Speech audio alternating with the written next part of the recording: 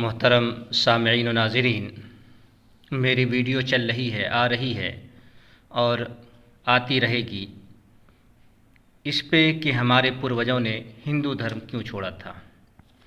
आज हम किताब से हट कर के मौजूदा दौर के कुछ इतिहास को भी दिखाएंगे कि इस दौर के अंदर भी जात के नाम पर कितना भेदभाव हो रहा है और आज के दौर के अंदर भी शूद्रों को, दलितों, महादलितों को ये लोग कितना नीच समझते हैं। तो इसी से आप समझ सकते हैं कि 100 साल पहले जब कोई आंदोलन नहीं था, कोई आवाज़ नहीं थी, कोई आवाज़ उठाने वाला नहीं था, तो उस वक्त शूद्रों के साथ क्या होता था। खैर, हम एक मंत्र पढ़ करके उसके बाद फिर आगे आपको दिखाएंगे। देखिए, ये है अत्रि स्मृति है,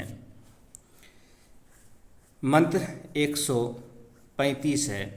आप देखिए इसमें क्या लिखा है कि यहाँ लिखा है कि इससे आगे स्त्री और शूद्रों के पतित होने के कारणों को कहता हूँ।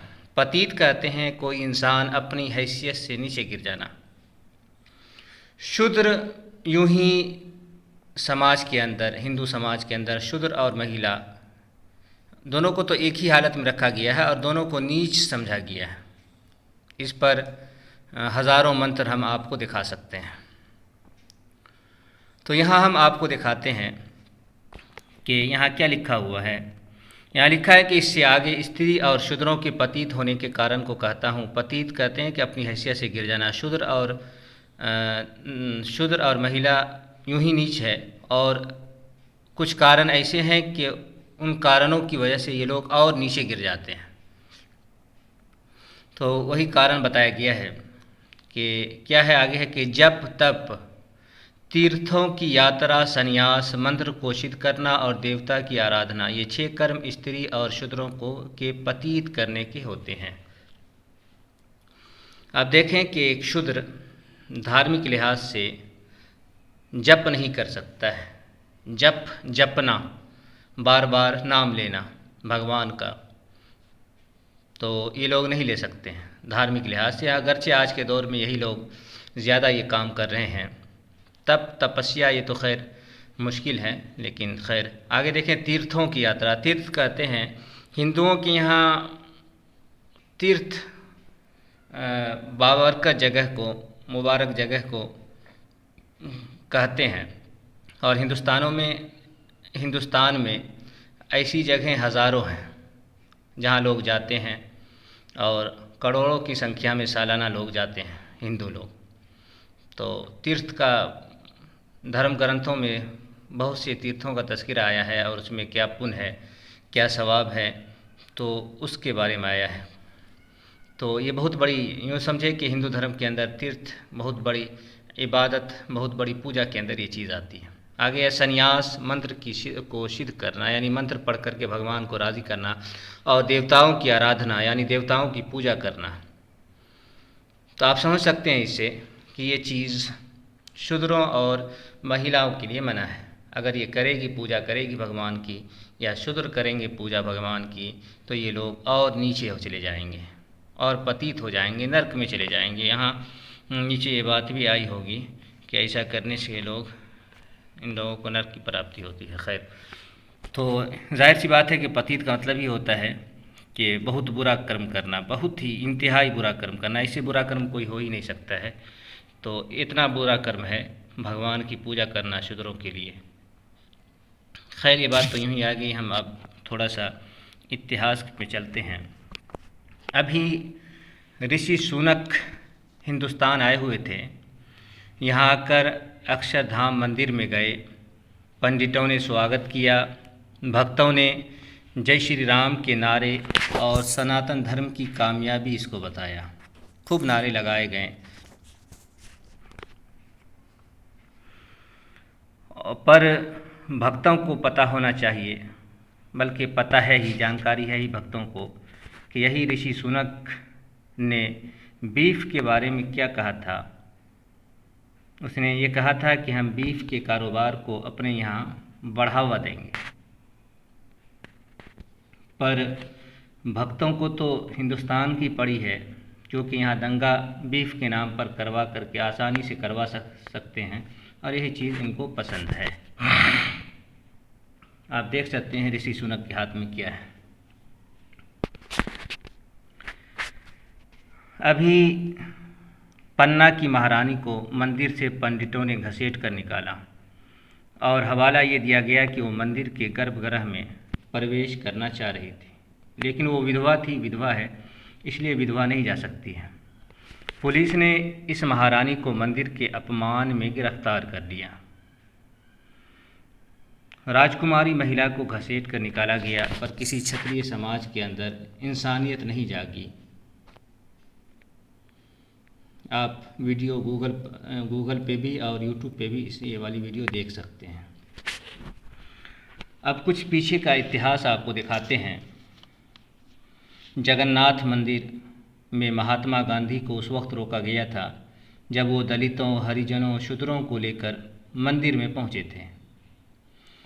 वैसे तो महात्मा गांधी पे कई बार हमले हुए, मंदिर को लेकर के पुणे में भी हुआ था, देवघर में भी हुआ था। तो इस तरह के हमले महात्मा गांधी के साथ हुए थे कि किसी भी सूरत में शूद्रों को, दलितों, महादलितों, हरिजनों को मंदिर में नहीं जाने दिया जा सकता है। दूसरी घटना, पुरी के जगन्नाथ मंदिर में उस समय के प्रधानमंत्री इंदिरा गांधी को प्रवेश की अनुमति नहीं मिली थी। बताया गया था कि पारसी फिरोज गांधी से शादी करने के चलते इसे एंट्री नहीं मिल सकती है।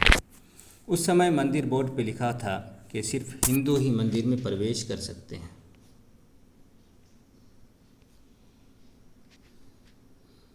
एक और घटना, जगजीवन बाबू को 24 जनवरी 1978 को, जबकि ये रक्षा मंत्री थे, हिंदुस्तान के ये रक्षा मंत्री थे उस वक्त, वाराणसी के एक मंदिर में एक मूर्ति का अनावरण करने पहुंचे थे और मूर्ति का अनावरण भी कर दिया, लेकिन उनके द्वारा मूर्ति छू लेने के बाद वहां के लोगों ने कहा कि अछूत के छू लेने से मूर्ति अपवित्र हो गई है। फिर मूर्ति को गोबर लगाकर गंगा जल से धुलवाया गया। ये थी बात। 1984 की बात है, जब राजीव गांधी भारत के प्रधानमंत्री थे। उस दौरान उनकी पत्नी सोनिया गांधी काठमांडू के पशुपति मंदिर में प्रवेश करने गई थी। इनको वहां रोक दिया गया और कहा गया कि ईसाई और इटली में होने के चलते उनको प्रवेश की अनुमति नहीं मिलेगी।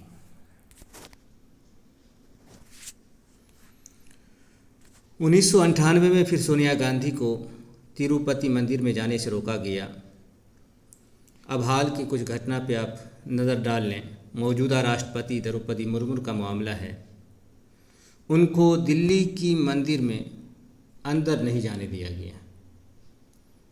आप देख सकते हैं, इसको पढ़ सकते हैं। दिलीप मंडल का उस वक्त का ये था।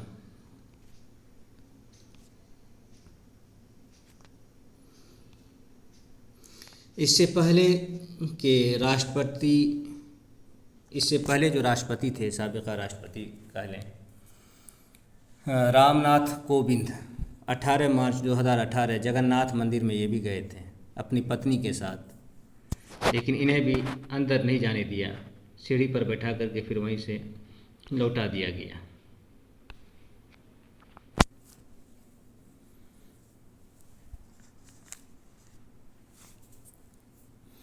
अगर आप दलितों, हरिजनों, शूद्रों वगैरह को मंदिर में जाने से रोकने के बारे में जानना चाहते हैं तो यूट्यूब पे, गूगल पे सर्च करें।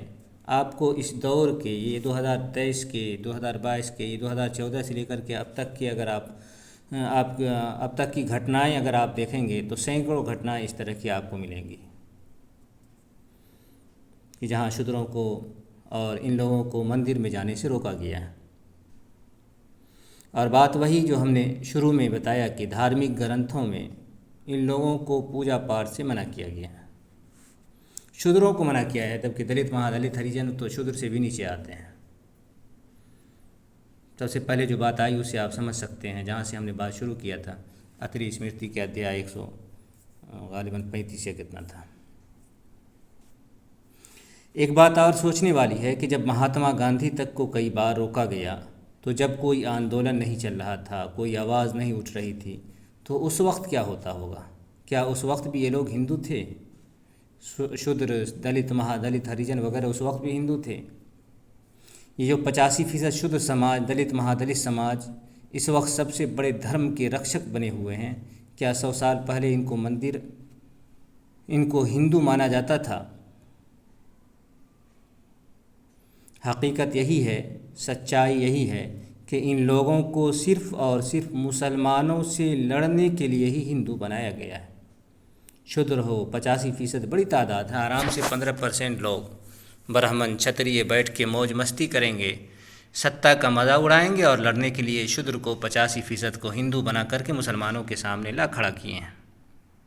बस यही सच्चाई है, वरना ब्राह्मण के दिमाग में आज भी ये लोग हिंदू नहीं हैं, आज भी ये लोग अछूत हैं, आज भी ये लोग छूने के लायक नहीं है, मंदिर में जाने के लायक नहीं है, बात करने के लायक नहीं है। और ये नहीं कि आज है और ऐसा हमेशा रहेगा, ये चीज़ ख़त्म नहीं हो सकती है। यही सत्य है, यही सच है, यही सच्चाई है। बस।